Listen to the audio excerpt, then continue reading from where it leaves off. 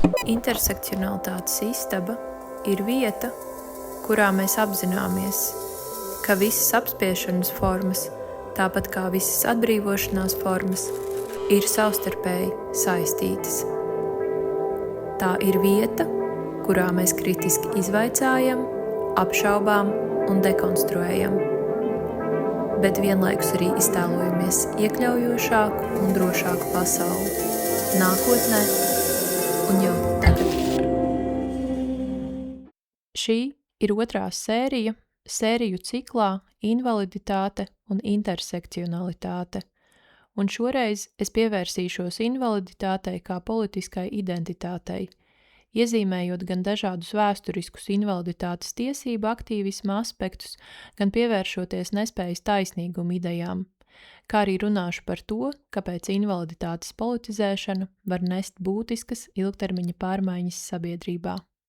Mani sauc Katrīna Rudzīte, es esmu dzejniece, publiciste un aktīviste, un es esmu arī kvīru sieviete ar invaliditāti. Un šajā podkāstā es pievēršos dažādām ar līdztiesību, aktīvismu, literatūru un mākslu saistītām tēmām intersekcionālā griezumā.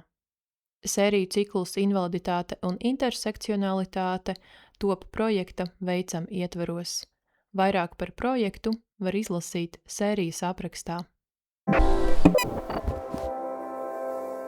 Šoreiz es gribētu parunāt par invaliditāti kā politisku identitāti, jeb invaliditāti kā politizētu identitāti. Tāpat kā citas identitātes, kā piemēram dzimte, rase vai seksualitāte, arī invaliditāte netiek pieredzēta vai uztvērta kā kaut kas tikai ģenētisku, bioloģisku vai bioķīmisku faktoru nosacīts, bet gan tā tiek pieredzēta un uztvērta sociālu un politisku kontekstu vai sociālu un politisku sistēmu ietvarā. Vai izsakoties vienkāršāk, tā tiek pieredzēta un uztvērta sabiedrībā. Un eiblisms, par kuru es runāju iepriekšējā sērijā, ir viena no šīm sociālajām un politiskajām sistēmām. Un es to vēl izvērsīšu, taču īsumā varētu teikt, ka invaliditāte kā politiska identitāte nozīmē to, ka mēs apzināmies sevi kā cilvēkus ar nespēju, esam vai dzīvojam vai eksistējam šo sociālo un politisko sistēmu ietvaros. Un tā kā šīs sistēmas ļoti bieži ir apspiešanas sistēmas un ietver sevī dažādus kaitīgus, bīstamus un problemātiskus vēstījumus, tad arī iespēja robežās mēģināšana pretoties šīm sistēmām vai vismaz centieni tās varbūt atmaskot vai izgaismot vai parādīt to patieso dabu, jo, kā jau es iepriekšējā sērijā pieminēju, ļoti bieži šie apspiešanas mehānismi ir tik ļoti iedzīvināti sabiedrības struktūrās vai kaut kādos mehānismos, kā sabiedrība ir uzbūvēta, ka tie ir kļuvuši neredzami un pilnīgi normalizēti. Kāpēc ir svarīgi runāt par invaliditāti šādā griezumā? Jo par spīti tam, ka reizēm izskan tādi komentāri vai jautājumi, ka kāpēc tagad pēkšņi cilvēki ar invaliditāti ir tik daudz, agrāk gan tā nebija, bet tagad viņi ir visur. Es, protams, tam līdz galam nevaru piekrist, jo man šķiet, ka vismaz Latvijā cilvēki ar invaliditāti diemžēl nav visur, jo mūsu publiskā telpa un dažādas struktūras un institūcijas nav pietiekami iekļaujošas un piekļūstamas, lai cilvēki ar invaliditāti tiešām varētu būt visur, bet jā, šāda doma reizēm parādās. Es pati esmu arī kaut kādās privātās sarunās šādu jautājumu dzirdējusi un esmu arī ar to saskārusies kaut kādā publiskajā diskursā. Bet, protams, ka cilvēki ar invaliditāti ir eksistējuši vienmēr, visos laikos un visās sabiedrībās. Attieksme no pārējās sabiedrības pret cilvēkiem ar invaliditāti ir bijusi atšķirīga sabiedrībā no sabiedrības, kultūrā no kultūras. Taču, jā, cilvēki ar invaliditāti ir, protams, eksistējuši vienmēr, līdzīgi kā kvīri ir eksistējuši visos laikos un visās sabiedrībās. Taču līdz 20. gadsimta otrajai pusē, kad Lielbritānijā un arī ASV sāka izteikti veidoties pilsonisko tiesību kustības un dažādas grupas sāka pieprasīt savas tiesības, piemēram, sievietes, arī LGBT kopiena, un sāk veidoties arī invaliditātes tiesība aktīvisms. Līdz tam cilvēki ar invaliditāti lielākoties nav sevi uztvēruši vai definējuši kā vienotu politisku grupu, un nav tā tikuši arī redzēti no malas vai uztverti no malas. Arī tajā brīdī tā, protams, ir ļoti nevienmērīga vai neviendabīga kopiena, kur ietver ārkārtīgi dažādas dzīvotās pieredzes, jo invaliditātes veidu ir ļoti, ļoti daudz, taču šo grupu sāk vienot kopīgs mērķis, un tas ir tātad panākt izmaiņas sabiedrībā, cīnīties ar sabiedrībā pastāvošajiem stereotipiem pret cilvēkiem ar invaliditāti, panākt to, ka publiskā telpa kļūst piekļūstama, panākt to, ka tiek ieviests izmaiņas likumdošanā, kas aizliedz diskrimināciju pret cilvēkiem ar invaliditāti, panākt pieejamības standartu ieviešanu, un tieši šis laiks un šis aktīvisms arī ir aizsākums vēlāk pieņemtiem nozīmīgiem dokumentiem invaliditātes tiesību kontekstā un arī pieejamības standartiem, kurš būtu šobrīd mums liekas pašsaprotami, arī ja ne Latvijā vienmēr, tad vismaz citviet pasaulē. Un tajā brīdī invaliditāte vairs nav atsevišķs gadījums vai personiska problēma, bet gan tā kļūst par politisku kategoriju. Un man šķiet diezgan svarīgi šim pievērst uzmanību un šo atcerēties, tāpēc, ka tā kā cilvēki ar invaliditāti nereti tiek uztvērti kā pasīvi, tad var rasties tāds mānīgs priekšstats, ka iespējams cilvēkiem ar invaliditāti tiesības kāds ir piešķīris aiz labas sirds, lai gan patiesībā vēsturiski tās ir tikušas izcīnītas, ejot protestos, lobējot savas tiesības un intereses dažādos veidos un par tām cīnoties un iestājoties. Un šajā ziņā varbūt vēsturiski var vilkt paralēlus arī ar, piemēram, LGBT plus kopienu. Un pirms es turpinu par šo runāt, es gribu adresēt vai pievērst uzmanību aspektam, kas varētu būt potenciāla kritika šim saturam, un proti es diezgan daudz šajā sērijā atsaukšos uz notikumiem, idejām un aktīvismu, kas ir noticis vai aizvien notiek ASV, un es saprotu, ka līdzīgi kā tas ir domājot par feminisma vēsturi un feminisma viļņiem, tad to nav iespējams atvedināt uz Latviju vai vispār uz Austrumu Eiropu, jo, protams, 60. un 70. gados Padomju Savienībā nenotika sieviešu tiesību protesti un nenotika kvīru kopienas protesti un arī neveidojās invaliditātes tiesību aktīvisms. Un, protams, būtu arī ļoti interesanti un nozīmīgi papētīt, kas notika ar cilvēkiem ar invaliditāti Padomju Savienībā un vai kaut kādas, lokāla aktīvisma vai protesta izpausmes kaut kur nebija sastopamas, es ar to domāju kaut kur Padomju Savienībā, taču šī tēma ir ļoti maz pētīta, un tas nozīmē arī to, ka digitālajā vidē par šo ir ļoti maz resursu, tātad tas reāli nozīmē to, ka būtu jādodas uz arhīviem un jāstrādā ar materiāliem tur uz vietas, lai vispār saprastu, kas šajā kontekstā notika, un man konkrēti tas ir diezgan grūti tuvu neiespējami, taču varbūt es kaut kādā brīdī mēģināšu arī šim vairāk pievērsties, tomēr, mēģināšu atrast kaut kādus veidus, kā to varētu darīt, un varbūt kāds cits arī parādīt. Protams, nav tā, ka vispār nav publikācija par šo tēmu, bet, viņi ir diezgan maz, bet varbūt tas kaut kādā brīdī kļūs par aktuālāku izpētes jautājumu, un tad būs arī kaut kāds atspērienu punkts, taču man šķiet, ka ir ļoti nozīmīgi raudzīties uz šo vēsturisko kontekstu un kaut kādiem brīžiem, kad notiek svarīgi invaliditātes tiesību kontekstā pavērsieni arī citviet pasaulē, pat ja tas ir tālu no mums, tāpēc, ka tas laiks un tas, kas tajā laikā ir ticis paveikts, ir kaut kādi pirmie soļi arī tam, kā mēs šobrīd šeit, Latvijā domājam par invaliditātes tiesībām, par cilvēku ar invaliditāti iekļaušanu. Un tas ir līdzīgi kā, teiksim, kvīru kopienas vēsture, pirmie praidi un tas, kas ir izdarīts to laika, pat ja tas ir noticis otru pusi okeānam, kaut kādā mērā ir svarīgi arī mums, un tas ietekmē to, kā mēs par šiem jautājumiem domājam šobrīd. Un tāpēc man šķiet ir svarīgi veidot šīs saiknes un apzināties kaut kādu pēctecību.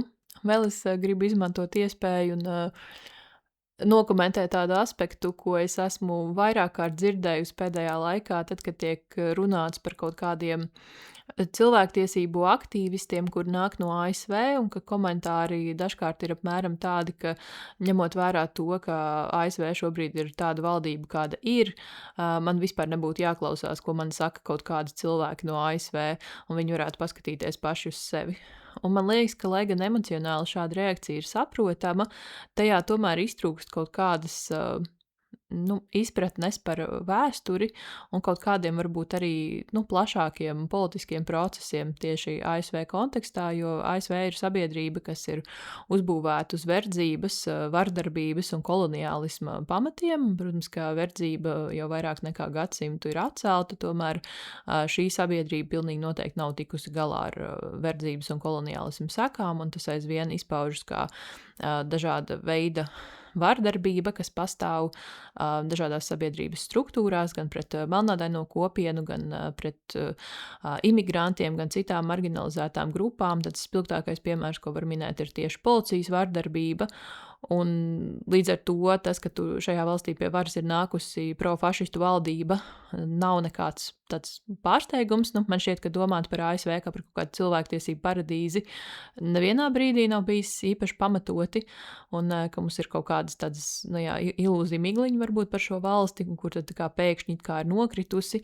Taču tā kā tur ir šī koloniālisma un verdzības pagātne, un arī tiešām milzīgā rasisma problēma, tad šajā valstī pastāv arī ļoti spēcīgas pretošanās kustības, aktīvisti, domātāji un citi, kas ne tikai protestē un rīko kaut kādas protesta akcijas, bet kas tiešām arī veido kaut kādu, nosauksim to par filozofisku domu vai vispār sabiedrisko domu, kas ir ļoti progresīva un kura ļoti tiecas pretoties dažādām apspiešanas struktūrām.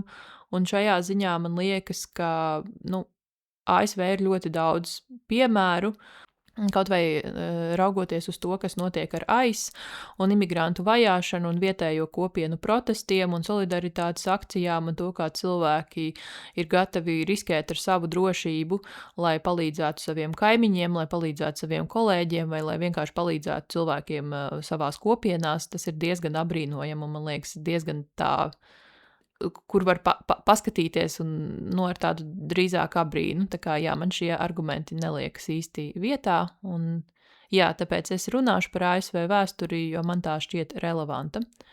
Vismaz tā noteikti ir relevanta tajā, kā es domāju par invaliditātes tiesībām vai par jau varbūt tādā plašākā kontekstā par nespējas taisnīgumu, kas noteikti man varbūt ir tāda šobrīd tuvāka pieeja, kā es vispār domāju par to, kā sabiedrībai vajadzētu iekļaut cilvēkus ar invaliditāti. Tad, kā jau es minēju, tolaik notiek protesti, un man gribas pievērst uzmanību 2 protestiem, kuri ir arī tādi invaliditātes tiesību vēsturē palikuši kā tādi ļoti spilgti piemēri tam, ko ir iespējams panākt un izdarīt ar šādu veidu akcijām.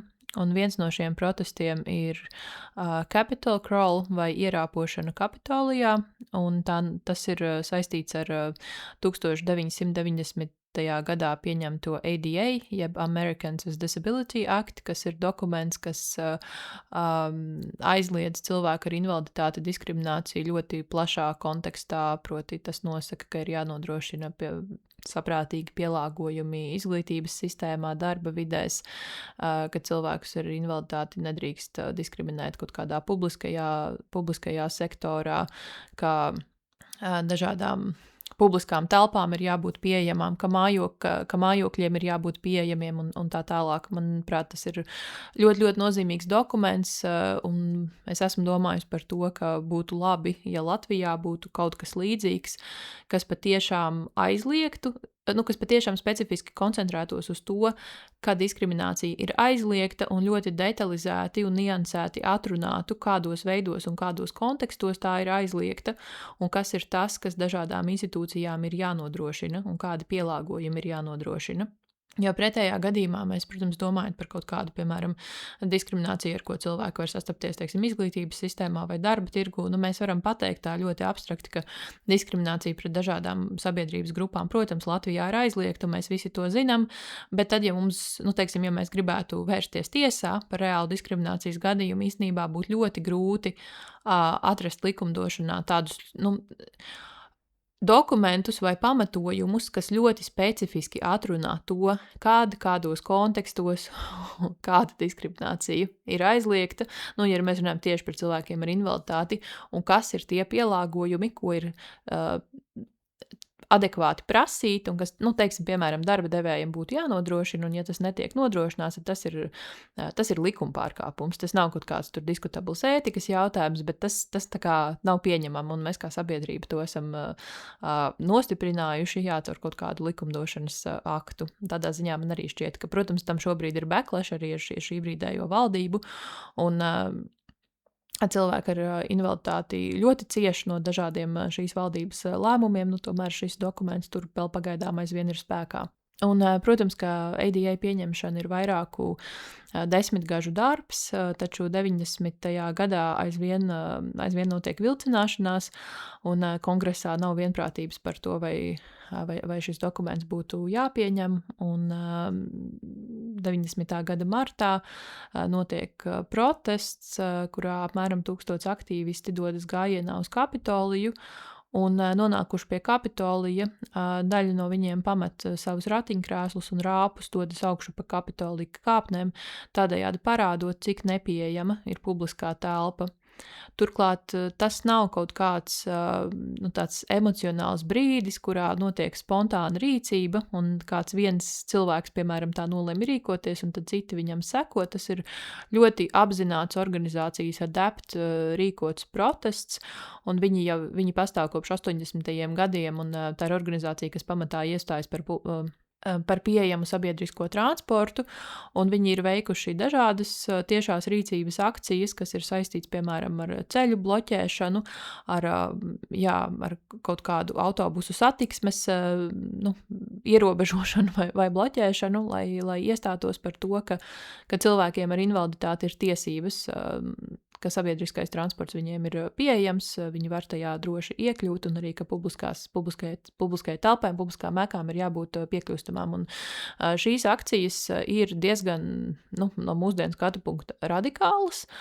Varbūt ne pats Capitol Crawl tādā ziņā, ka tas varbūt nevienam nerada kaut kādus, tiešu kaut kādu kaitējumu, jo, piemēram, netiek bloķēta sabiedriskā transporta satiksme, taču šie aktīvisti gadu gaitā nereiz vien ir tikuši arestēti, un visticamāk, ka šī brīdējā ASV valdība uzskatītu viņus par teroristisku organizāciju, ņemot vērā to, kas tiek pasludināts par terorismu vai par terorisma atbalstīšanu. Un tas, man liekas, arī tāds piemērs, kas parāda, ka šādas pārdomātas, sistemātiskas akcijas strādā. Un šai akcijai, protams, kontekstā ar jau iepriekš izdarīto un arī ar citiem protestiem un citu aktīvistu darbu un arī sarunām ar valdību izdodas panākt vajadzīgo spiedienu, lai pēc pāris mēnešiem šis dokuments tiktu pieņemts. Bet ir vēl viena akcija, kura ir iespējams pat vēl radikālāka, un tā notiek 13 gadus pirms ierāpošanas Kapitolijā, un tā ir saistīta ar to, ka 1973. gadā ASV tiek pieņemts rehabilitācijas akts, kura 504. pāns nosaka to, ka institūcijas un organizācijas, kuras saņem federālās valdības finansējumu, nedrīkst diskriminēt cilvēkus ar invaliditāti. Taču tā kā netiek pieņemti šī panta īstenošanas noteikumi, tad realitātē vairākus gadus šis pants praktiski nedarbojas un to dzīvē nav iespējams pielietot. Un kad 77. gadā Veselības, izglītības un labklājības sekretārs Džozefs Kalifāno aizvien vilcinās ar noteikumu parakstīšanu, tad invaliditātes tiesību aktīvisti nolemj doties ielās un protestēt, un 5. aprīlī aktīvisti dažādās ASV pilsētās ieņem federālās valdības ēkas. Tas nozīmē, ka viņi ierodas šajās ēkās un atsakās tās pamest. Un ilgākā šāda veida akcija notiek San Francisco. To sauc par 504. panta ieņemšanu vai 504 sit-in.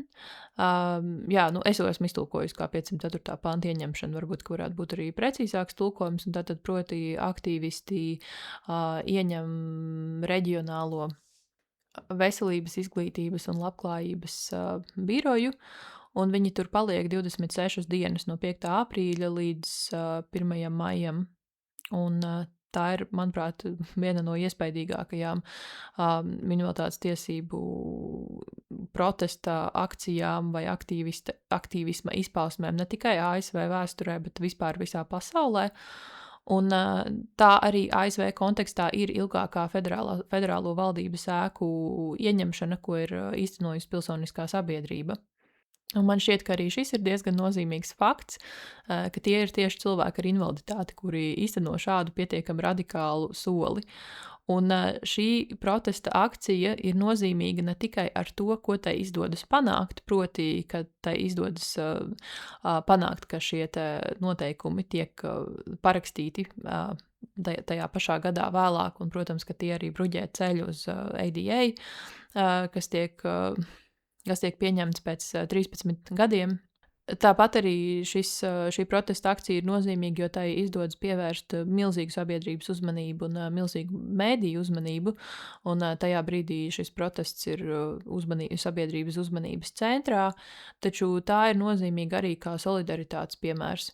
Un arī pie tā man gribas mazliet pakavēties, jo, protams, ka jebkurai cilvēku grupai, kur gandrīz mēnesi dzīvo valdības ēkā, būtu nepieciešama kaut kāda praktiska palīdzība un praktisks atbalsts, kas visticamāk nāktu no āra, jo šiem cilvēkiem ir nepieciešams kaut ko ēst, kaut kādā veidā izmazgāt matus un tam līdzīgi, taču šajā gadījumā tie ir cilvēki ar dažāda veida invaliditātēm. Tas nozīmē, ka viņiem ir arī dažādas atbalsta vajadzības, un kaut kāda daļai no viņiem ir nepieciešama palīdzība ar dažādām praktiskām un sadzīviskām lietām. Un, protams, ka šī ēka nav arī tā neatbilst to brīdi nekādām piekļūstamības prasībām. Līdz ar to tur ir nepieciešams ļoti liels atbalsts, un šīs akcijas atbalstīšanā iesaistās ļoti dažādas organizācijas un vietējās kopienas, piemēram, Black Panther Party vai Melno Panteru partija, kas ir tāda diezgan radikāla melnādaino tiesību organizācija tobrīd ASV, katru dienu piegādā protestētājiem siltas maltītes, tāpat iesaistās arī kvīru kopiena, baznīcas un citas vietējās kopienas dažādos veidos palīdzot, vācot līdzekļus, organizējot kaut kādus veidus, kā šie cilvēki var nomazgāties un ar visdažādākā veida praktisku palīdzību. Un šī, man liekas, ir kaut kādā ziņā varbūt atbild uz to, kāpēc kvīri iestājas par Palestīnu. Jo man liekas, ka tajā brīdī, kad mēs redzam, ka kāda marginalizēta grupa, ja mēs paši piedaram marginalizētai grupai, jo īpaši, ka tai ir izdevies īstenot vai ka tā īsteno kaut kādu protesta akciju, kas varbūt ir pietiekami izaicinoši un pietiekami radikāli, mums vajadzētu domāt nevis, tad lai viņiem veicas, bet gan kas ir tas, ko es varu darīt. Un līdzīgi es reizēm domāju arī par Praidu, ka mēs bieži domājam par to, ka vai pietiekam daudz heteroseksuālu cilvēku nāk Praidā, un, protams, ka tas ir svarīgi no kaut kādas perspektīvas, jo tie ir mūsu draugi, ģimenes un kolēģi. Un tajā pašā laikā man liekas, ka svarīgs jautājums ir, vai tas par to intersekcionalitāti vai citām marginalizētām grupām piedaroši cilvēki nāk praidā, un tieši tāpat arī vai kvīri iestājas par citu marginalizētu grupu tiesībām.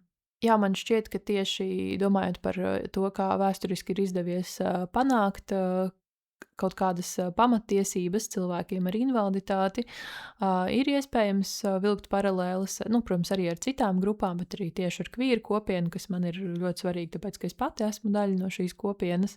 Un man liekas ļoti interesanti, ka arī domājot par kvīriem, ir cilvēki, kuri mēģina kvīrus vai kvīru vēsturi kaut kā apzināti depolitizēt vai apolitizēt. Es nezinu, kas ir pareizais vārds, bet kaut kā nošķirt no šīs politiskās dimensijas. Nu, piemēram, sakot kaut kādus tādus argumentus, ka es jau, protams, atbalstu kopienu, bet nevajag ar visiem tiem praidiem un nevajag ar visu to redzamību un visām tām identitātēm un tā tālāk. Un, protams, ka šie ir homofobijā vai internalizētā homofobijā, jo, jā, diemžēl šādi uzskati pastāv arī kvīru kopienas iekšienē kaut kādā mērā. Uzskati patiesībā aizmirst to, ka vēsturiski tieši pirmie praidi, kurus nesargā policija, bet tieši pretēji, kuros notiek liela policijas vardarbība un kuru sabiedrības attieksme netuva nav tāda, kā tā ir varbūt šobrīd, ar visu to, ka šobrīd arī notiek diezgan liels backlash, ir izcīnījuši tās tiesības, kuras mums ir šobrīd, un ir panākuši to, ka mēs vispār par, piemēram, kvīru jautājumiem varam daudz maz droši sarunāties, un ka tā ir tēma, kas ir kaut kādā jā, kas tomēr varbūt Latvijā vēl ir ļoti daudz ko risināt un daudz kaut kādu nesakārtot jautājumu, bet ka tomēr jā, tā ir kaut kāda sarunu tēma, ko mēs varam atvērt, un tas vispār ir iespējams. Un līdzīgi man šķiet ir arī ar uzbrukumiem feminismam un kaut kādiem argumentiem, ka feminisms mūsdienās vairs vispār nav aktuāls, tāpēc, ka visas feminisma problēmas jau ir atrisinātas, un īpaši tā zīmīgi man šķiet, tad, kad sievietes uzbruk citām sievietēm, feministēm, ar kaut kādiem šāda veida argumentiem, jo viņas kaut kā aizmirst apzināti vai neapzināti, ka viņas pašas bauda tiesības, kuras sievietēm gadsimtiem ilgi nav piemitušas un kuras ir izcīnījušas citas sievietes, kurām nav bijusi izvēle neidentificēties kā feministēm, tad, ja viņas ir gribējušas sev kaut kādas pamatiesības. Un līdzīgi ir arī ar cilvēkiem ar invaliditāti. Proti, ka tikai tajā brīdī, kad parādās kaut kāda politiska dimensija, mēs varam runāt par kaut kādām tādām fundamentālām pārmaiņām sabiedrībā. Bet, protams, ka tieši invaliditātes jautājumi man šķiet varbūt jo īpaši tiek kaut kā atdalīti no politiskā, vismaz tad, kad mēs domājam par pašiem cilvēkiem ikdienā, ka šī identitāte netiek politizēta.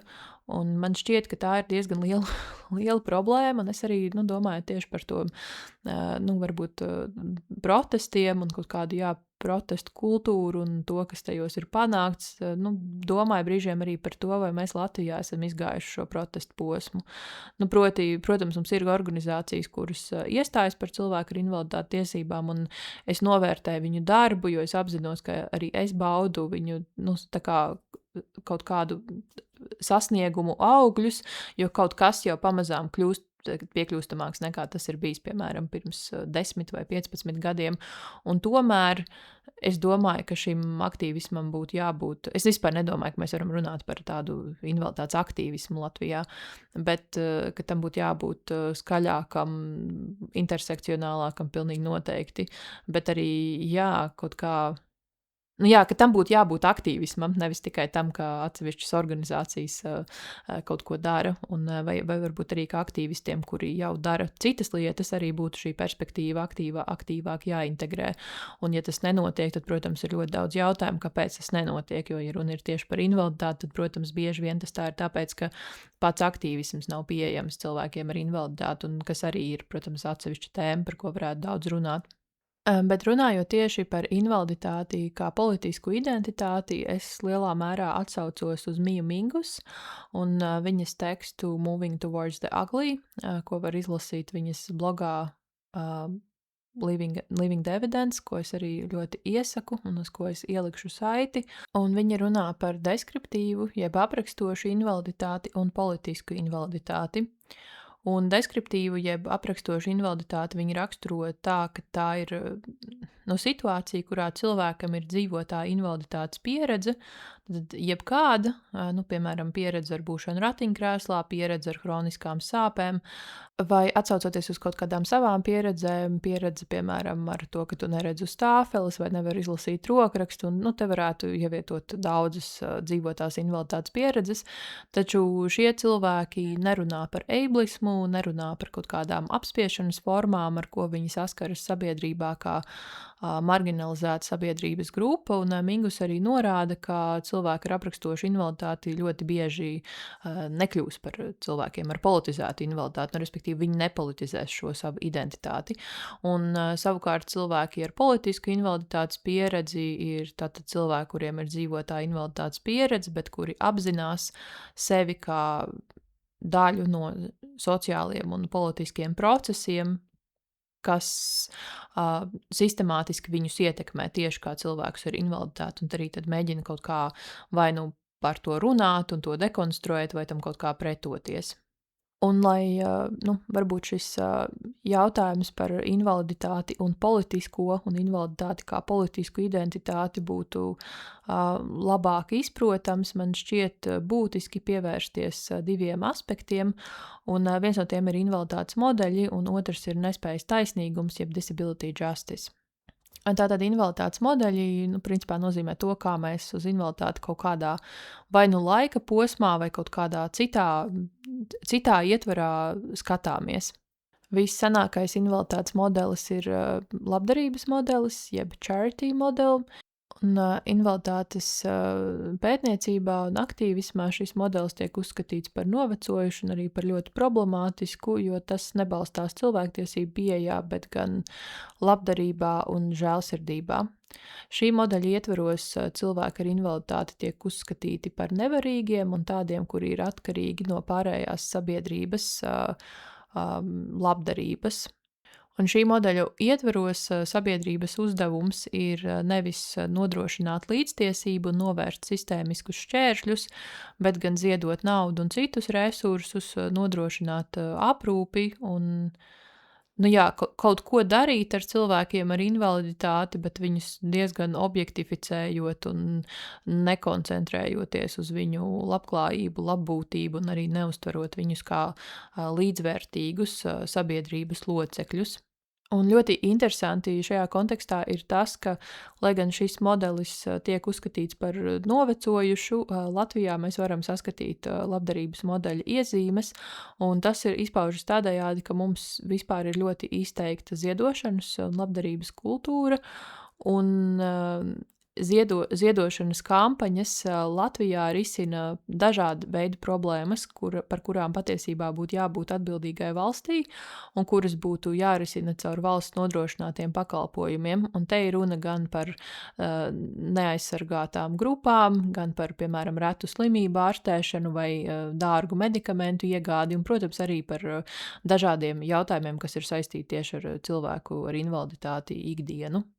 Un es par šo pirmoreiz aizdomājos diezgan sen. Es atceros, ka tad, kad es studēju antropoloģiju, man bija tāda brīnišķīga pasniedzēja Signe Mežīnska, kur mums lasīja filozofijas kursu, un tā kā viņa pati daudz strādā ar bioētikas jautājumiem, tad arī mēs šajā kursā diezgan daudz pievērsāmies tieši problēmām un jautājumiem, kas ir saistīti ar medicīnu un bioētiku, un viņa vienā lekcijā mums teica, ka Latvijā tas jautājums ar, piemēram, retu slimību ārstēšanu tiek lielākoties risināts caur ziedošanas kampaņām, bet ka patiesībā tam būtu jāparedz līdzekļi valsts budžetā, jo ir iespējams apmēram paredzēt, cik katru gadu plus mīnus šo reto slimību būs. Un es toreiz, tas bija vairāk kā pirms 10 gadiem, nebija īpaši politiski aktīva un nebija īpaši politisks cilvēks, bet man likās, ka šī ir tāda interesanta perspektīva, par ko varētu padomāt, un man nekad nebija nācis prātā, ka uz to varētu paskatīties arī tā, ka ar ziedošanas kampaņām varētu būt arī kaut kāda problēma. Bet, protams, ka pēdējā laikā vairāk arī pievēršoties kreisajām idejām, es esmu kļuvusi diezgan pārliecināta par to, ka tas tā ir un ka patiešām šāda veida jautājumi būtu jārisina valstī, nevis caur individuālām ziedošanas kampaņām. Un, jā, portālā Ziedot LV, piemēram, var atrast kampaņas, kur cilvēki ar invaliditāti lūdz palīdzību mājokļa pielāgošanai vai palīdzekļu iegādei.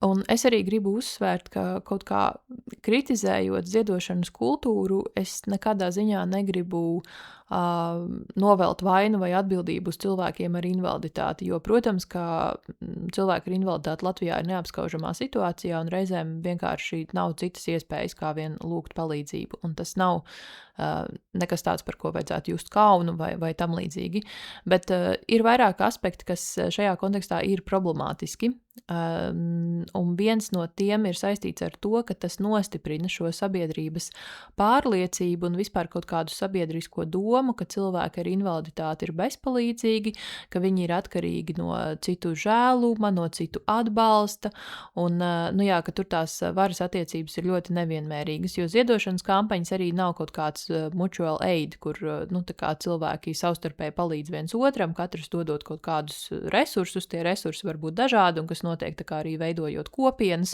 un tam līdzīgi. Tas tomēr ir tās, labdarība pati par sevi ir problemātiska. Par to arī varētu parunāt citos kontekstos. Ja šī tēma interesē, noteikti par to var palasīt un pameklēt resursus. Vēl viens aspekts, kāpēc man tas šķiet problemātiski, ir tas, ka, lai tu veidotu tādu ziedošanas kampaņu un lai tu, piemēram, lūgtu palīdzību, tev ir jāieņem arī kaut kāda konkrēta pozīcija.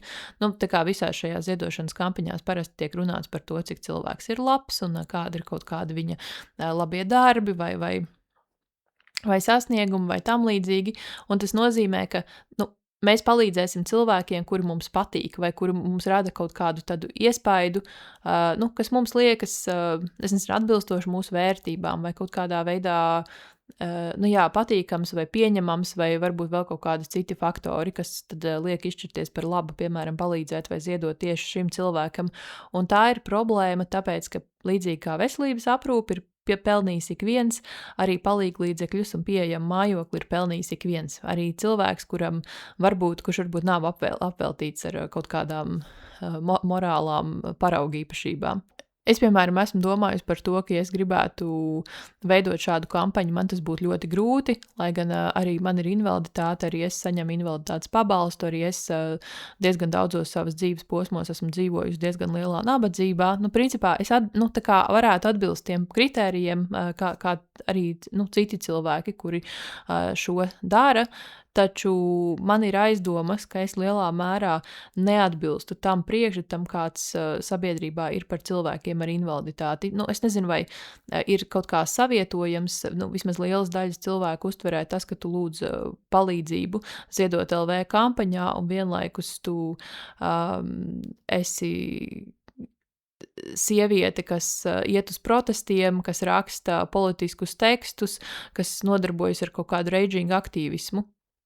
Tur ir kaut kādas tādas nianses, ka man liekas, ka lielākoties cilvēki tomēr izvēlēsies palīdzēt cilvēkiem, kuri nav kuri nerada kaut kādu tādu sajūtu, ka viņi mēģina graut kaut kādu ierasto kārtību ar savām rīcībām vai kaut kādiem, saviem uzskatiem, un ka tur ir kaut kāds arī varbūt tāds nevarīguma moments. Es nesaku, ka šie cilvēki ir nevarīgi, es tā nedomāju, bet drīzāk, ka tas ir kaut kas, kā vispār strādā ziedošana un labdarība. Tas ir, ka mēs palīdzam kādam, kurš ir bezpalīdzības situācijā. Un es arī varbūt gribu precizēt, kāpēc es par šo runāju, jo man, protams, neliekas, ka pilnīgi vienmēr labdarība vai ziedošana būtu kaut kas slikts, piemēram, tad, kad Ukrainā sākas karš un Latvijā ierodas tūkstošiem Ukrainas bēgļu, man liekas tikai normāli un loģiski, ka notiek ziedošanas kampaņas un tiek vākti naudas līdzekļi, un cilvēki saziedo drēbes, citas nepieciešamās lietas, ka cilvēki gatavo ēdienu, meklē pajumti šiem cilvēkiem un tam līdzīgi, bet tā ir krīzes situācija. Tātad mēs palīdzam cilvēkiem, kuri ir nonākuši krīzes situācijā, bet cilvēki ar invaliditāti nav krīzes situācija. Tā ir sabiedrības grupa, kuru mūsu sabiedrībā ir visu laiku, un tāpēc to nebūtu jāuztver kā kaut kādu krīzes situāciju un jārisina caur kaut kādu individuālu kampaņu un jārisina ar kaut kādu individuālu kampaņu starpniecību, bet gan tiem būtu jābūt pārdomātiem politiskiem lēmumiem un valsts īstenotiem pakalpojumiem. Un tad vēl viens nozīmīgs modelis ir medicīnas invaliditātes modelis. Un medicīnas modelis galvenokārt koncentrējas uz ķermeņa vai psihes saslimšanu, kas izraisa funkcionālus traucējumus un tādējādi rada grūtības iekļauties sabiedrībā. Tātad šeit fokus ir uz cilvēka ķermeni vai psihi vai nervu sistēmu, un invaliditāte tiek skatīta kā individuāls gadījums, kā nejaušība vai kā personiska traģēdija. Un medicīnas modelis arī koncentrējas uz invaliditātes ārstēšanu vai apārstēšanu, tad, ja tas ir iespējams, un funkcionālu traucējumu novēršanu vai samazināšanu vai kompensēšanu. Un tad jā, šeit principā invaliditāte aizvien ir piesaistīta atsevišķiem individuāliem gadījumiem, un tā nav sabiedrības atbildība. Sociālais invaliditātes modelis nozīmē ļoti nozīmīgu vēsturisku pagriezienu tajā, kā mēs domājam par nespēju. Un tas sāk veidoties 60. gados un tiek noformulēts 80. gadu sākumā. Un tā arī iegūst savu nosaukumu un arī šādi kļūst pazīstams tekstos un plašākā aktīvismā. Sociālais modelis invaliditāti no ķermeņa pārvieto uz sabiedrību, un šeit veidojas nošķīrums starp impairment un disability, tātad starp traucējumiem un invaliditāti. Tas nozīmē, piemēram, ka redzes traucējumi netiek apšaubīti. Neviens neapšauba to, ka cilvēks neredz šī modeļa ietvaros, taču paši redzes traucējumi neizraisa invaliditāti saskaņā ar invaliditātes sociālo modeli, bet invaliditāti izraisa piekļūstamības neesamību sabiedrībā. Tātad tas, ka trūkst norāžu brailā vai praktisku norāžu, ka trūkst braila grāmatu, e-grāmatu, audio grāmatu, un ka sabiedrība citos veidos nav izveidota tā, lai arī cilvēka redzes traucējumiem tajā varētu pēc iespējas vieglāk, ērtāk dzīvot un ne tikai dzīvot un izdzīvot, bet arī pieredzēt labklājību.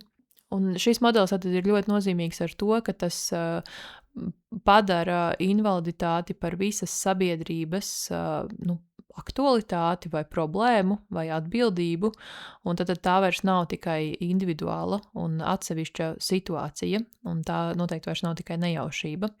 Un tieši tāpat arī, piemēram, vientulība vai izolācija, ko cilvēki ar invaliditāti bieži piedzīvo, saskaņā ar invaliditātes sociālo modeli ir tieši sabiedrības atbildība, jo šī vientulība un izolācija rodas dažādu sistēmisku problēmu un institucionālu prakšu dēļ. Tad, principā, sociālais modelis arī ir pamatā tam, ka no sabiedrības tiek prasītas kaut kādas sistemātiskas pārmaiņas, lai cilvēki ar invaliditāti tajā tiktu iekļauti. Taču arī sociālajam modelim ir savas nepilnības, un ir vairāk citi modeļi, kas rodas vēlāk, un kuri tiecas šo modeli nevis apšaubīt vai noraidīt, bet drīzāk varbūt to kritizēt par kaut kādām niansēm un papildināt. Un es izvērsi nepievērsīšos visiem šiem modeļiem, kuri ir tapuši vai radušies vēlāk, tāpēc, ka neviens no tiem nav ieguvis tādu popularitāti vai kļuvis tik atpazīstams, kā, piemēram, kā manis jau minētie modeļi, taču es pievienošu resursus, kur būs iespējams izlasīt par šiem modeļiem, taču es gribētu nedaudz vairāk parunāt par Alisonas Keiferes grāmatā Feminist Queer Crip piedāvāto politisko attiecību modeli, jeb Political Relational Model. Es nepiedāvāju šo kā kaut kādu galīgo tulkojumu, man droši vien, tā kā es noteikti gribēšu par šo arī rakstīt, būs vēl jāpadomā, kā to varbūt visprecīzāk iztulkot, bet šobrīd es gribēju tā kā atrast kaut kādu tulkojumu, lai man nebūtu jāatstāj šis nosaukums angļu valodā. Un Alisona Keifere apzinās sociālā modeļa ļoti lielo nozīmi un to, kādas pārmaiņas tas ir ieviesis tajā, kā mēs domājam par nespēju, taču viņa norāda arī uz šī modeļa, kaut kādām varbūt nepilnībām un trūkumiem tādā ziņā, ka sociālais modelis nepietiekami niansēti atklāja visu cilvēku ar invaliditāti pieredzi. Un man pašai šis modelis liekas diezgan precīzs, gan tajā, kā tas atklāja manu invaliditātes pieredzi, gan manu fiziskās invaliditātes pieredzi esot vājredzīgai, gan manu pieredzi ar autismu un ADHD, tātad neiroatšķirības pieredzi, un man arī kopumā šķiet, ka tas diezgan precīzi kaut kā spoguļo to, kāda invaliditātes pieredze ir visā savā daudzveidībā un neviennozīmīgumā. Un tātad Keifere norāda uz to, ka sociālā modeļa varbūt tāds trūkums ir tas, ka tas invaliditāti pilnībā pārceļ uz sabiedrību. Tātad manis jau minētais nošķīrums starp traucējumiem un invaliditāti. Taču Keifere norāda, ka invaliditāte nav tikai vides pieejamība. Invaliditāte nozīmē arī, piemēram, hroniskas sāpes, hronisku nogurumu, nepieciešamību lietot medikamentus, kas pat par sevi var būt dažādu iemeslu dēļ ļoti komplicēta un kompleksa pieredze, vai, piemēram, arī nepieciešamību saņemt aprūpi. Un pat gadījumā, pat tādā ideālā sabiedrībā, kur aprūpe būtu tiešām pirmkārt pieejama visiem, kam tā ir nepieciešama, to veiktu apmācīti darbinieki, apmācīti speciālisti, kuri arī saņemtu par to pienācīgu atalgojumu, kur šī aprūpe būtu balstīta empātijā un tādās, varbūt līdzvērtīgākās attiecībās, pat tad tā būtu aizvien kompleksa pieredze. Tieši tāpēc, ka tās ir attiecības starp cilvēkiem. Un te man, domājot par šo, nāk prātā Evelīnas Mūrnieces dzejolis, kas ir par neiroatšķirību, kur pēdējās rindiņas ir, es gan citēju pēc atmiņas, šobrīd tā vienkārši ir un tas nav pārmetums. Proti, ka tas ir kaut kas ļoti, ļoti sarežģīts un reizēm arī grūts un sāpīgs, pat tad, ja tas tiek īstenots ar vislabākajiem nodomiem. Un, protams, ka mēs nedzīvojam ideālā sabiedrībā. Un līdz ar to šī aprūpe arī netiek vienmēr sniegta, vai ļoti bieži pat netiek sniegta tādā veidā, kā varbūt tas būtu kaut kādā ideālā arī uz nespēju orientētā sabiedrībā. Un šeit es gribu varbūt arī dot divus piemērus pati no savas pieredzes, par to, ka invaliditātes pieredze vienkārši ir ļoti kompleksa, un tas nav tikai par vides piekļūstamību. Tādā vienkāršotā izpratnē, kā mēs to iztēlojamies nereti. Tad, kad es studēju maģistratūrā, es aizbraucu Erasmus semestrī uz Somiju. Es dzīvoju tādā mazpilsētā Somijas ziemeļos, Jyväskylē. Un ir tā, ka daudz kas man tur bija daudz vieglāk un labāk nekā tad, kad es studēju Latvijā. Proti, es nesaskāros universitātē gandrīz vispār ar diskrimināciju savas invaliditātes dēļ.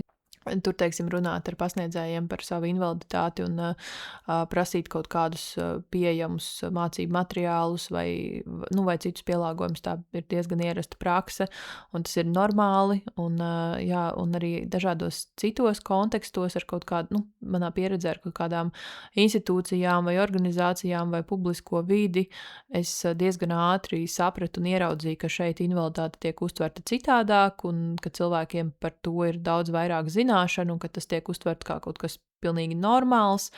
Un to arī varēja redzēt pēc tā, ka tur cilvēki ar dažādu veidu invaliditāti bija klātesoši un redzami gan uz ielas, gan, teiksim, universitātes bibliotēkā, un, kas, protams, arī parāda uz kaut kādu to, kas man liekas arī ir tāds diezgan spilgts rādītājs. Un, es nezinu, bija kaut kādas situācijas, kad man vajadzēja, piemēram, ar kaut ko lūgt palīdzību, jo es to nevaru izdarīt. Es nezinu, es varu iedot tādu piemēru, kur tā kā man tolaik nebija e-paraksts, tad man vairākas reizes vajadzēja uz Latviju pa pastu sūtīt kaut kādus parakstītus līgumus par publikācijām, un tas nozīmē, ka man viņus vajadzēja kaut kur izdrukāt.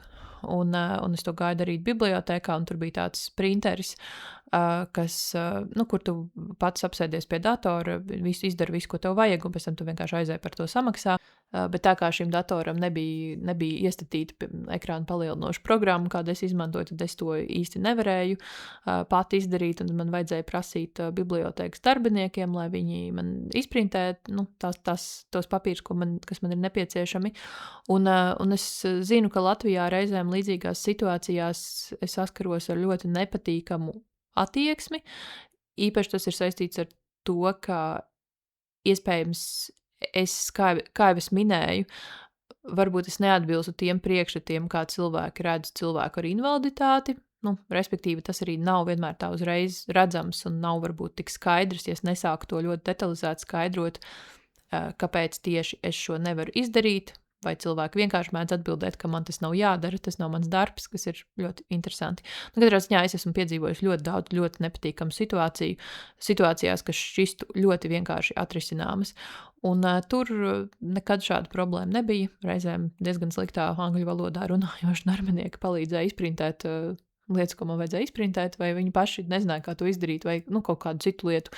Piemēram, tad viņi atrada citu darbinieku, kas man var ar šo palīdzēt, vai, piemēram, ja viņa angļu valoda bija pārāk slikta, lai mēs varētu par šo sarunāties un saprast, kas ir tas, kas man ir nepieciešams. Tad viņi atrada kādu citu darbinieku, un tas vienmēr kā beigās tika atrisināts. Un tad te varētu minēt kaut kādas līdzīgas praktiskas situācijas. Un es arī, kad es tur kaut kādu laiku biju nodzīvojusi, sapratu, ka es kaut kā kopumā jūtos daudz labāk, nekā es jūtos Latvijā, un ka man atslāpst kaut kāda tāda iekšēja spriedze, ar kur es visu laiku dzīvoju. Un īpaši tobrīd varbūt bija arī mazāk atbalsta ikdienā, nekā tas ir šobrīd, tieši dzīvojot Latvijā, un tāpēc to arī kaut kā īpaši izjūtu. Un es diezgan daudz par to domāju, ka es tā kā kopumā pat ar visu to, ka es tur biju, viena, un tā kā man tur nebija draugi vai cilvēki, ko es pazīstu, ka es tur daudzos aspektos jutos daudz labāk un komfortablāk, un daudz kas bija vieglāk. Un tajā pašā laikā bija dažādas lietas, kas aizvien bija ļoti grūtas. Piemēram, tas, ka es diezgan bieži apmaldījos, un tā bija arī, es tur dzīvoju no janvāra līdz agram jūnijam. Tas nozīmē, ka absolūti lielākajā daļā šī laika bija augsts un tumšs, un man pagāja kāds laiks, kamēr es iemācījos neapmaldoties aiziet uz universitāti, aiziet uz bibliotēku, no tās vietas, kur es dzīvoju, un vai uz kaut kādām citām vietām, nezinu, kādiem veikaliem vai tam līdzīgi. Un, protams, var teikt, ka varbūt, ja es būtu dzīvojis tur Helsinkos vai Tamperē, kādā lielākā pilsētā, kas varbūt arī kaut kādas infrastruktūras ziņā būtu piekļūstamāka, varbūt man būtu bijis vieglāk nekā dzīvot Jiveskilē, kas bieži vienkārši izskatījās pēc, tur tādas mazas ieliņas, kas sniegā nereti vienkārši tur viss ir ieputināts un viss tur izskatās vienādi. Un tur ir kaut kāda varbūt specifiska arī izaicinājuma, kas saistās tieši ar to ziemu. Un tajā pašā laikā es kaut kā ļoti daudz domāju, un es arī esmu atradusi kaut kādus savus pierakstus, ka daudz kas ir kļuvis daudz vieglāk, un tajā pašā laikā es aizvien izjūtu sevi kā cilvēku ar invaliditāti, ka daudz kas aizvien ir grūti, ka daudz kas, ka man paņem enerģiju dažādas lietas, par kurām citi cilvēki ikdienā nedomā, piemēram, tas, ka es nezinu, ja es plānoju aiziet kaut kur es neesmu bijusi, tad es pavadu varbūt vairākas stundas plānojot, kā es tur vislabāk varētu aiziet, sūtot uz telefonu sev norādes, veicot visādus pierakstus, vai nezinu, kā es uz ielas fotografēju kaut kādas lietas, ja es, nezinu, vēlāk iešu šeit garām un neatcerēšos, vai šis bija tas krustojums, kur man bija jānogriežas. Arī tas, ka tu, piemēram, esi apmaldījies un nosalis, un tad pēc tam tomēr tu atrodi ceļu un nokļūsti atpakaļ kojās, tas ir ne tikai vienkārši tā kaut kā fiziski nepatīkam, tas rada arī emocionālu spriedzi. Un tur ir ļoti daudz tādu aspektu, kas man ļoti skaidri lika apzināties, ka invaliditāte neatrodas tikai, tā kā tās lokācija nav tikai sabiedrībā, lai gan, protams, ka, ja sabiedrība ir iekļaujoša un vide ir pieejama, piemēram, šajā gadījumā universitātē, tad daudz kas kļūst daudz vieglāk, un tu varbūt sajūties kaut kā, tā pieredze kļūst kaut kādā mērā cilvēcīgāka. Es varbūt to formulētu tā, un šeit to arī atstātu, bet tā aizvien ir sarežģīta pieredze, un tā aizvien ir invaliditātes pieredze. Un, man liekas, ka cilvēkiem nereti ir tāds priekšstats, ka, bet, piemēram, ja nezinu, ja būtu e-grāmatas un ja būtu pieejamas norādes un ja digitālā vide būtu piekļūstamāka un ja būtu mazāk aizspriedumu, tad jau principā visas tavas problēmas būtu atrisināts, un tas gluži tā nav, diemžēl. Nu, pat nevis diemžēl, tā vienkārši ir. Otrs piemērs, ko es gribētu dot no savas tādas ikdienas pieredzes, ir medikamenti. Man ir vairākas acu saslimšanas, vairākas no tām ir iedzimtas, kas dzīves laikā ir progresējušas. Viena no tām ir glaukoma, un glaukoma nozīmē paaugstinātu iekšējo acu spiedienu, kas arī regulāri ir jāmonitorē, un tas nozīmē arī to, ka es ikdienā lietoju vairākus medikamentus, un šīs paaugstinātais spiediens vai paaugstinātā spiediena risks nozīmē arī to, ka es nedrīkstu lietot vairākas medikamentu grupas. Un manā gadījumā tas nozīmē to, ka es nevaru lietot, piemēram, migrēnas zāles. Respektīvi, nav tā, ka es nevaru lietot nevienas migrēnas zāles, bet ir vairāk konkrēti medikamenti, kurus es nedrīkstu lietot un kur varētu īpaši pie tādām akūtām galvas sāpju lēkmēm palīdzēt. Un man vispār ikdienā ir vairāk veidu galvas sāpes, ar kurām es saskaros vai kuras es piedzīvoju. Un viens no tām ir migrēnas sāpes, bet tad arī sāpes, kas rodas, gan galvas sāpes, gan arī plecu un sprāndas un reizēm muguras sāpes, kas rodas no saspringuma un no tā, ka lai gan es, protams, mēģinu atrast arī dažādus ergonomiskus risinājumus, un tomēr tā kā es lietoju ekrānu palielinošu programmu, tad es nevienmēr varu sēdēt pie datora ar taisnu muguru un pareizā attālumā, un tā kā tas būtu pēc kaut kādiem ergonomikas principiem, bet man jāsēž pie datora tā, kā es varu redzēt. Un tā kā, principā, lielākā daļa lietu, ko es daru, saistās ar būšanu pie datora, tad es pavadu ikdienā pie datora garas stundas, un tās galvas sāpes ir diezgan kroniskas. Un nav tā, ka es nevaru lietot medikamentus vispār. Piemēram, tām saspringuma galvas sāpēm palīdz muskuļu atslābinātāji, kurus es varu lietot, bet migrēnas gadījumā ir vairāk medikamenti, kurus lietot man nav droši. Tāpat man ir alerģija no putekļērcītes, kas nozīmē, ka nonākot saskarē ar putekļiem, man parādās šie alerģijas simptomi, kuri ir ļoti nepatīkami. Piemēram, nesen mēs pārkārtojām viesistabu, un man dzīvesbiedre pārbīdīja savu grāmatu plauktu, un tas, lai to izdarītu, bija nepieciešams izkrāmēt grāmatas un tad pārbīdīt plauktu, un tad grāmatas tā kā sakrāmēt atkal atpakaļ, kuru, protams, arī es palīdzēju. Bet kā gandrīz vienmēr, kad es nonāku saskarē ar grāmatplauktiem un daudzām grāmatām, kas tiek pārkrāmēts, man pusstundas laikā sākās alerģijas simptomi, proti man bija cieta deguns un man bija jāšķaud, tas ir tiešām ļoti nepatīkami. Man par laimi šie simptomi nekad neprogresē tik tālu, ka es tiešām sāktu smakt un vispār vairs nevarētu pēlpot, bet tas jebkurā gadījumā nav nekāda izklaide.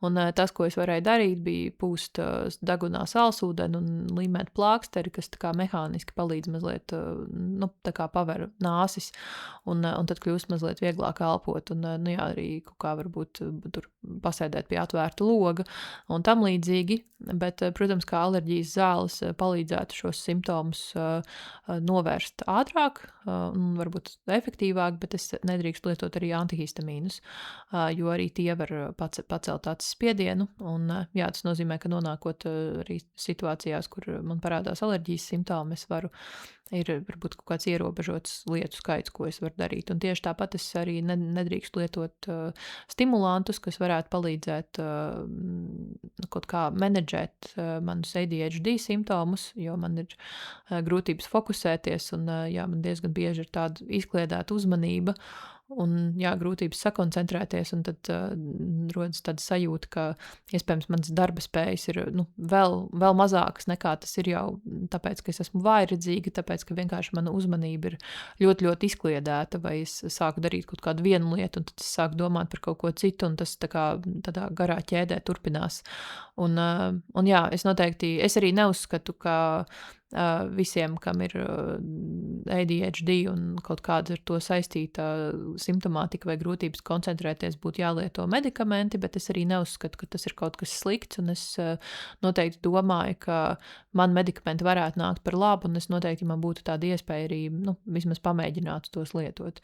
Šis, protams, varētu minēt arī Noteikti, ka citi varētu minēt citas līdzīgas pieredzes, kas to, invaliditāti padara sarežģītāku par tikai varbūt to kaut kādu vienu aspektu, vai kaut kādu tādu vienu centrālo aspektu. Proti, ka ir arī ļoti daudz, sekundāri aspekti, kas arī šo pieredzi vienkārši padara ļoti sarežģītu, un arī, ja mums jau ir invaliditāte, tad iespējams arī citas veselības problēmas, kas pašas par sevi netiek uzskatītas par invaliditāti izraisošām, tomēr var, ietekmēt mūsu dzīvi daudz vairāk nekā tas varbūt būtu tad, ja mums nebūtu invaliditātes.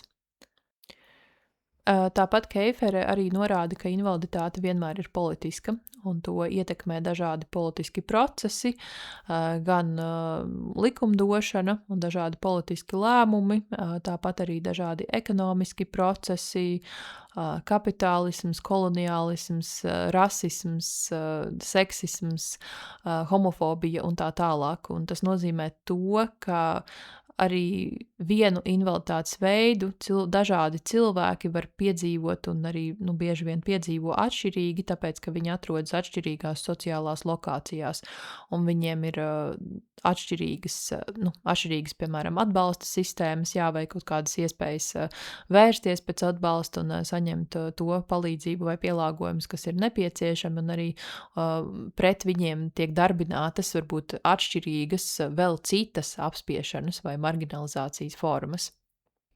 Un tātad šī politiskā attiecību modeļa ietvaros invaliditāte eksistē attiecībās starp ķermeni, sociālo un politisko.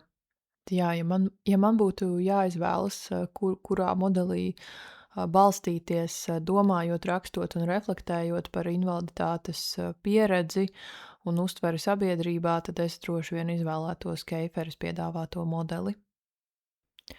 Domājot par invaliditāti kā politisku vai politizētu identitāti, man likās ļoti svarīgi pievērst uzmanību arī nespējas taisnīgumam, jeb disability justice, kas ir kustība, tāds ideju kopums un arī aktīvistu mākslinieku kopiena, kas izveidojas 2005. gadā San Francisco līdz ar tādu aktīvistu mākslinieku kolektīvu Sins Invalid.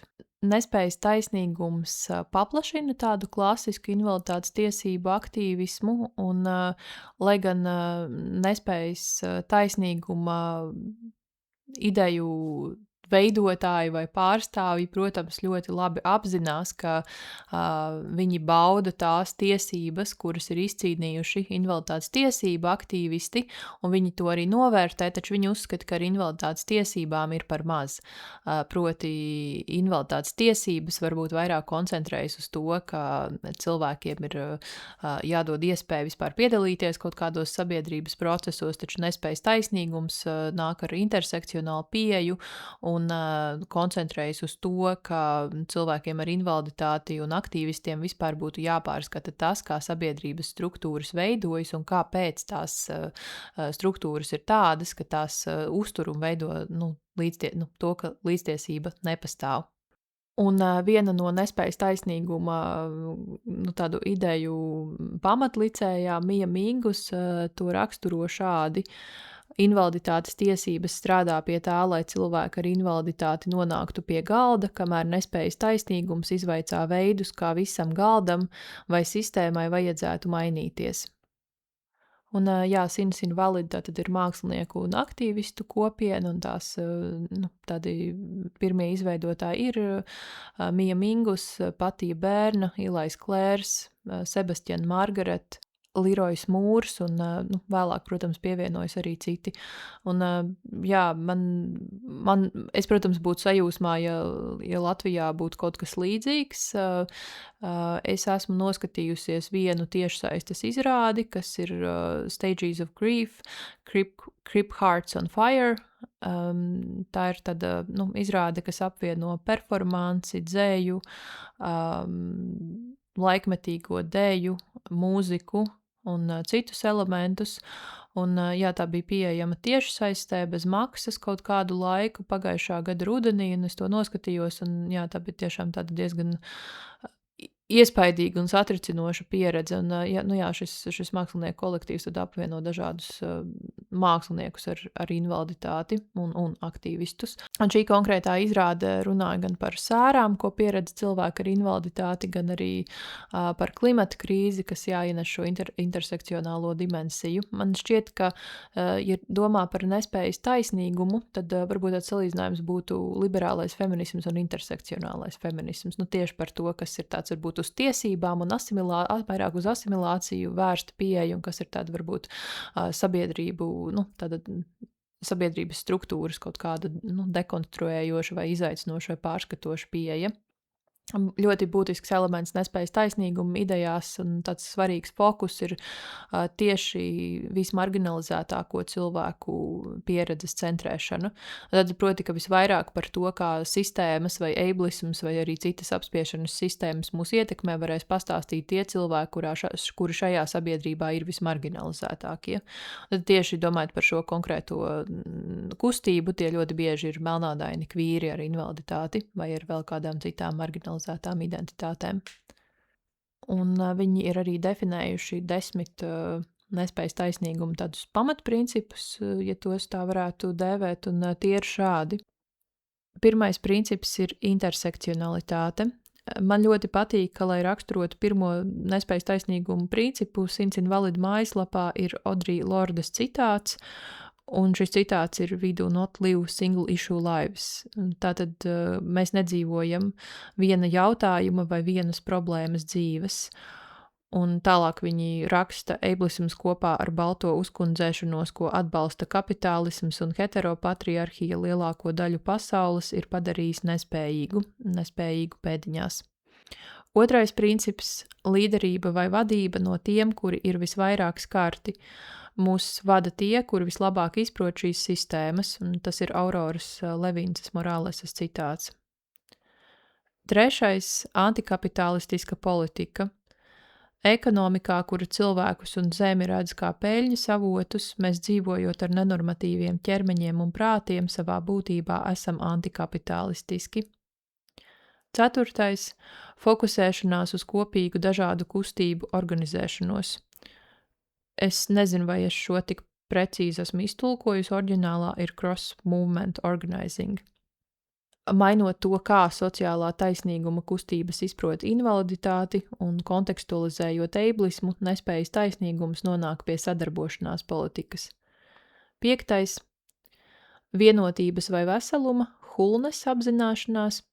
Cilvēkiem piemīt iekšējā vērtība, kas ir neatkarīga no patēriņa attiecībām un kapitālisma izpratnes par produktivitāti. Ik viens cilvēks sevī nes savu dzīves pieredzi un vēsturi. Sastais - ilgtspēja.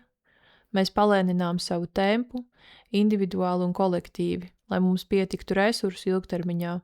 Mūsu iemiesotās pieredzes mūs ved pretī taisnīgumam un atbrīvošanai, kam visu laiku jāturpinās. Uz šo, kopš es šo izlasīju, es mēģinu sev regulāri atgādināt, tad, kad man liekas, ka es kaut ko nevaru paspēt un ka es atkal esmu nokavējusi kaut kādus deadlines, kas, protams, ir visu laiku. Proti, ka, ja mans ķermenis saka, ka manam tempam ir jābūt lēnākam, tad tā ir, jo, es arī kaut kā par šo domāju tieši aktuālās situācijas valstī, kontekstā, ka visu laiku ir tā sajūta, ka būtu jādara vairāk un, protams, mums vajag iesaistīties, cik vien tas ir iespējams, jo, fašistu valdība nebūs nekas labs. Un tomēr, ka šis ir maratons, nevis sprints, un tā tas ir arī ar dažādām citām lietām un aktīvismu un radošo darbu, ka tas ir par to, vai es varu šo darīt ilgtermiņā, un vai es varu šo darīt pēc iespējas ilgāk. Un jā, es kaut kā mēģinu uz to koncentrēties. Septītais - fokusēšanās uz solidaritāti starp dažādām invaliditātēm. Mēs ņemam vērā visu mūsu kopienas locekļu zināšanas un pienesumu, apzinoties, ka izolācija kavē kolektīvu atbrīvošanos. Astotais - mietkarība, interdependence. Strādājot, lai īstenotu atbrīvošanos, mēs nodrošinām viens otra vajadzības, apzinoties, ka valsts risinājumi neizbēgami pāraug vēl lielākā kontrolē pār cilvēku dzīvēm. Man liekas, ka interdependence, jeb mietkarība, ir tāds jēdziens un vispār ideja, par ko arī būtu vērts kaut kādā brīdī varbūt vairāk atsevišķi parunāt, jo man liekas, ka neatkarība ir ļoti problemātisks jēdziens. Nu, tieši tajā kontekstā, ka, piemēram, feminismā mēs ļoti bieži tur lietojam tādu frāzi, ka independent woman, un man ir saprotams, kāpēc, un tajā pašā laikā tā neatkarība kā tāda centrālā vērtība ir problemātiska tieši tāpēc, ka, ja cilvēks ir pilnīgi neatkarīgs un viņam liekas, ka viņam nav vajadzīga nekāds atbalsts no citiem, tad tas visticamāk nozīmē to, ka viņam vienkārši ir diezgan daudz resursu, vai nu tie ir finanšu resursi, vai kaut kādi citi resursi, vai vienkārši kaut kādi atbalsta loki, kur ir kļuvuši, vienkārši ir kļuvuši neredzami. Un, jā, ka patiesībā tas, uz ko mums vajadzētu tiekties arī tādā, antikapitalistiskā uz empātiju vērstā pasaulē nav neatkarīga dzīve. Tā ir drīzāk dzīve mietkarībā vienam ar otru un kopienu veidošanā. Un, jā, ka tas... Un varbūt vēl viena problēma ar šo ir tieši domājot par cilvēkiem ar invaliditāti, ir kaut kāda tā ideja par to, jā, kas vispār ir pilnvērtīgs cilvēks vai pilnvērtīga persona, bet daudzi cilvēki ar invaliditāti nav neatkarīgi, viņiem ir nepieciešama citu cilvēku aprūpe, bet tas nepadara viņus par mazāk vērtīgiem cilvēkiem. Un, jā, līdz ar to tā neatkarība kā kaut kāda tāda, kaut kāds tāda likšana uz piedestāla, kā kaut kāda milzīga vērtība, tā ir problēma. Es domāju, protams, par cilvēkiem un individuālām situācijām, nevis par, piemēram, valstu neatkarību, kur varētu kaut kādā veidā apšaubīt. 9. kolektīvu piekļūstamība, kā melnos, brūnos un kvīru ķermeņos iemiesoti cilvēki ar invaliditāti, lai būtu kopienā cits ar citu, mēs nākam ar fleksibilitāti un radošu niansētību, kas sniedzas pāri spēj ķermeniskai un prāta normativitātei. 10. kolektīva atbrīvošanās. Nevienu ķermeni vai prātu nedrīkst atstāt novārtā, tikai darbojoties kopā mēs varam sasniegt revolūciju, kuru mums ir vajadzīga.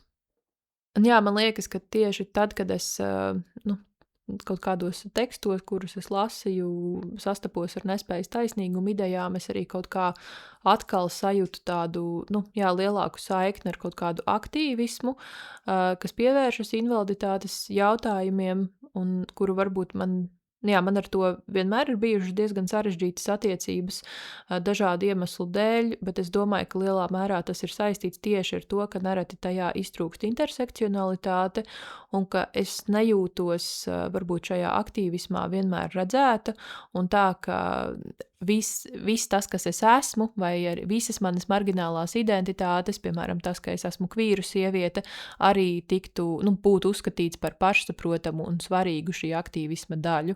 Un es, protams, arī no šī brīža perspektīvas vispār domāju, ka, ja mēs gribam panākt kaut kādas patiesas un ilgtermiņa pārmaiņas, kas tiešām ir orientētas uz to, ka pēc iespējas visi tiek iekļauti un viņu vajadzības tiek ņemtas vērā, tad intersekcionāla perspektīva ir vienīgā, kas var šo nodrošināt.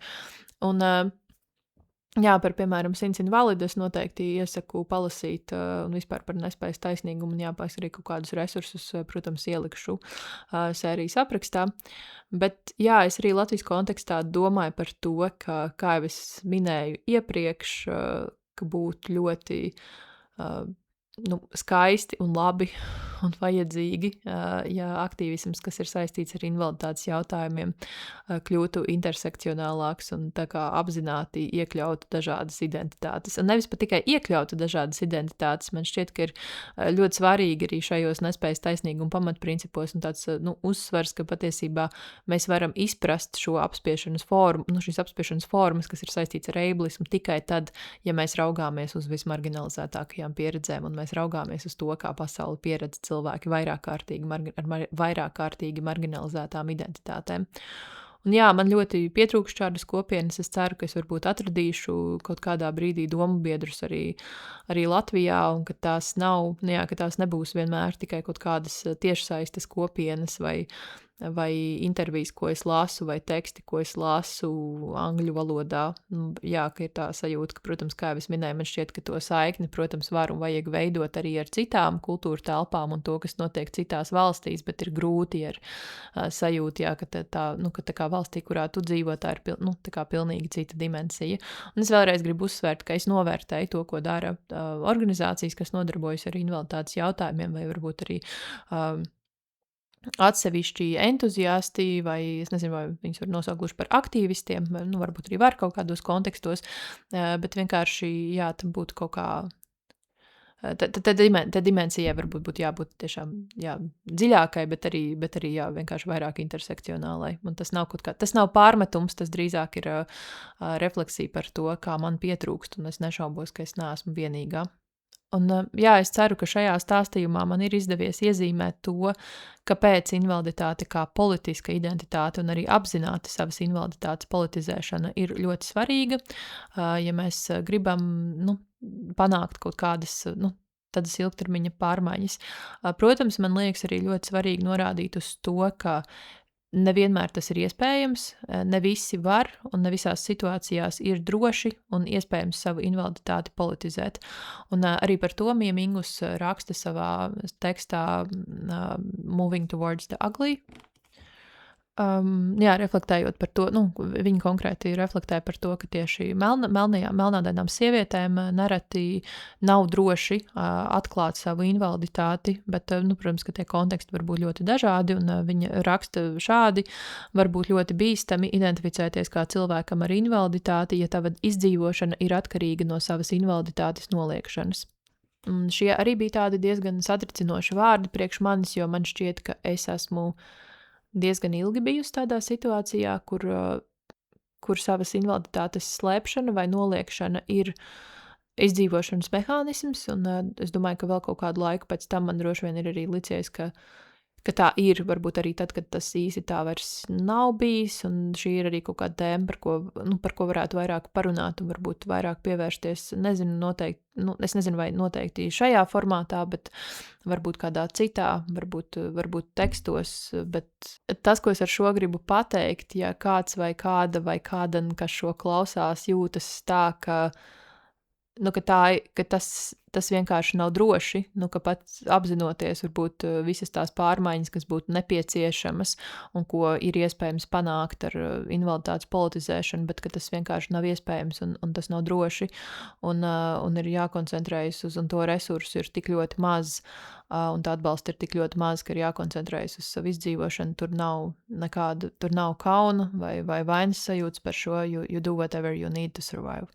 Bet ja kaut kādā brīdī situācija mainās vai kļūst drošāka, tad man šķiet ir ļoti svarīgi, tad var atgriezties pie šīm domām, pie šiem jautājumiem un pie šiem resursiem. Jā, man pašai savas invaliditātes tāda apzināta politizēšana ir bijis ļoti, ļoti ilgs ceļš. Un tas nav viegli, un tas aizvien nav viegli. Bet šobrīd es arī diezgan labi saprotu, ka kaut kāda vēlēšanās nerunāt par šīm lietām vai vēlēšanās neidentificēties kā cilvēkam ar invaliditāti, jo man varbūt tas reizēm ir iespējams, kas, protams, arī ir kaut kādā mērā privilēģija, ka tās ir internalizētas apspiešanas formas. Un noslēgumā es vēlos nolasīt citātu no Šaidas Kafāji grāmatas Crip Kinship The Disability Justice Art Activism of Since Invalid, un šī grāmata detalizēti un izvērsti pievēršas tieši Since Invalid un tam, ko viņi dara. Ko es arī, protams, ja par šo rodas interese, noteikti iesaku izlasīt vai vismaz tajā ieskatīties, jo tas ir tāda veida teksts, kuru man šķiet var lasīt arī neobligāti tikai chronoloģiski un no vāka līdz vākam, bet arī kaut kādus atsevišķus nodaļas vai atsevišķus fragmentus. Un šajā citātā būs arī Sonjas Renē Tayloras citāts. Jā, tad tas ir citāts citātā. Savā grāmatā The Body is not an apology Sonja raksta, ka radikāla sevis mīlestība ir atklāsme, ka mēs neuzsākam dzīvi negatīvā partnerībā ar saviem ķermeņiem.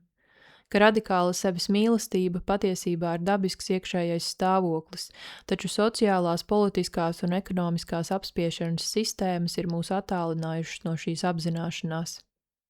Kad es sapņoju par to, kā varētu izskatīties veselums, kas ietver pašsaprotamu nespēju, kvīrumu un nebaltu ādas krāsu, kad es sazemējos Since Invalid vīzijā, es ieraugu performatīvu projektu, kas cenšas radīt telpu un mākslas aktīvismu, kas aicina mūs atgriezties atpakaļ visā savā veselumā. Tādā, kāds tas ir. Tas ir aicinājums atgriezties un dēstīt pārmaiņu sēklas. Attālināties no sevis, izdzēst sevis daļas, Sonjas valodā nozīmē negatīvu partnerību ar saviem ķermeņiem, prātiem. Šī attālināšanās ir līdzīga eiblisma, rasisma un cis-heteropatriarhijas dzēšanas mehānismiem. Šāda attālināšanās mūs padara neredzamus un svešus pašiem sev, lai mēs vairs nebūtu pilnīgas starojošas būtnes.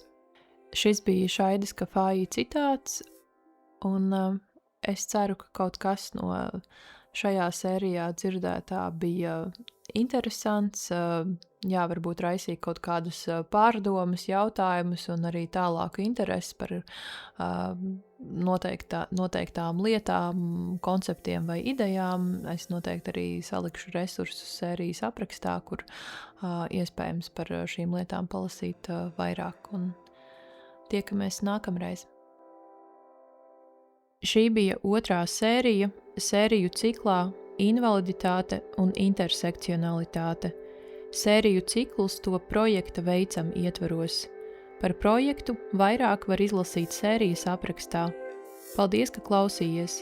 Ja tev patīk šis saturs, tad liels atbalsts podkāstam un tam, ko es daru, ir dalīšanās ar šo un citām podkāsta sērijām sociālajos tīklos. Tāpat tu vari aizsūtīt saiti uz sēriju vai visu podkāstu kādam, kam tavuprāt šis saturs varētu būt nozīmīgs. Tāpat arī ielikt podkāstam labu vērtējumu Spotify vai piesakot intersekcionalitātes istabas YouTube kanālam arī ir ļoti palīdzīgi. Sēriju veidoju es, Katrīna Rudzīte, podkāsta vizuālo identitāti veido Karīna Ješkina un mūzikas autore ir Gundaga Graudiņa.